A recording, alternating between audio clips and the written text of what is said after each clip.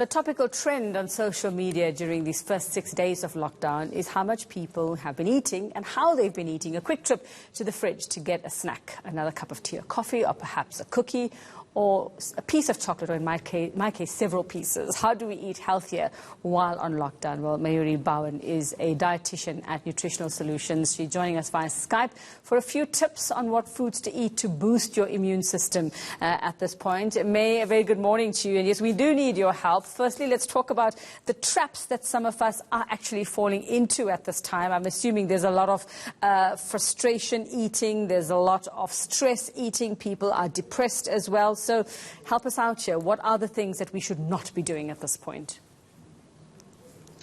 Good morning, Yuvika, and thank you for having me again on ENCA. And yes, I think this is such a difficult time for most people right now. They're cooped up at home.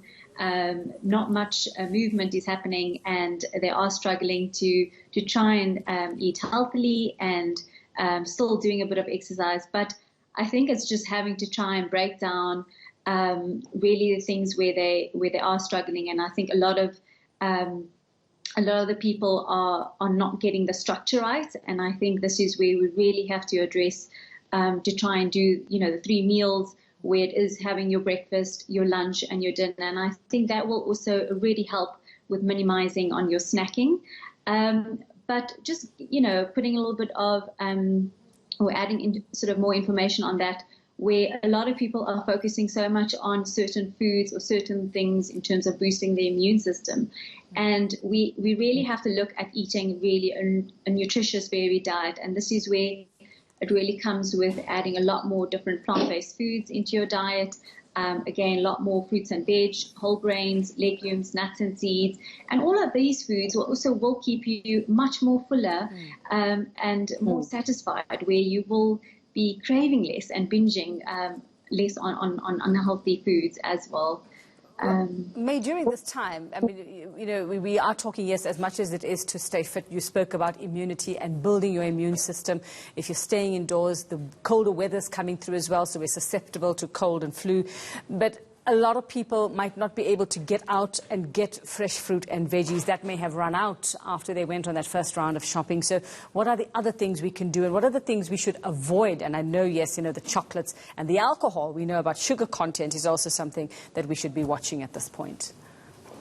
Yeah. So again, it's just going back to your staples. And I know it's really boring advice, but it's tried and tested.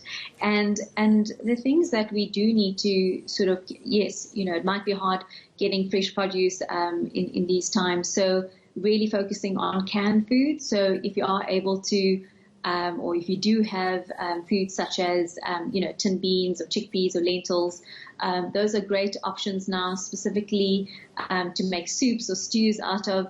Again, they're adding more fiber into your system, which is all important for gut health. And gut health, again, is very important for immunity. So they all kind of link to each other. And I think it's really using what you have in your pantry and utilizing that as the best as you can.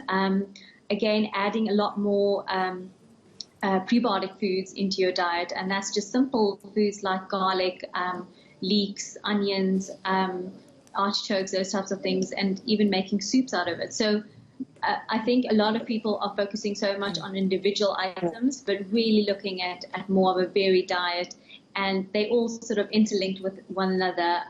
And if you can try and get sort of variation in your diet on a weekly basis, you should be fine. And obviously also trying to drink enough water. I think a lot of people probably have stocked up on a lot of sugary drinks and fruit juices. So really be careful on that and start tracking your water intake as well. Staying active, and I know, like I said, it is hard as we are indoors, but maybe just doing some home workouts will also be beneficial for everyone. I think cleaning the house is a good amount of exercise you can actually get there if you actually get down on your hands and knees, May. The big focus at the moment is the poor in the country. And every time we talk about eating healthy, we talk about whether it is expensive. So let's maybe some tips for those who don't have the budgets that middle-class households have. How do they do this? How do they build immunity? Just some quick tips and ideas of how they can manage this time as well. So again, it's, if they are able to access a supermarket, or if they have already Again, it's looking at simple foods like oily fish, so introducing sardines or pilchards in your diet. Again, those are great in terms of high vitamin D as well as your omegas.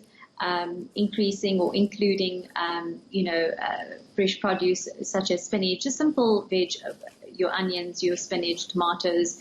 Again, great in terms of vitamin A. Then looking at your high fiber foods, which is your oats.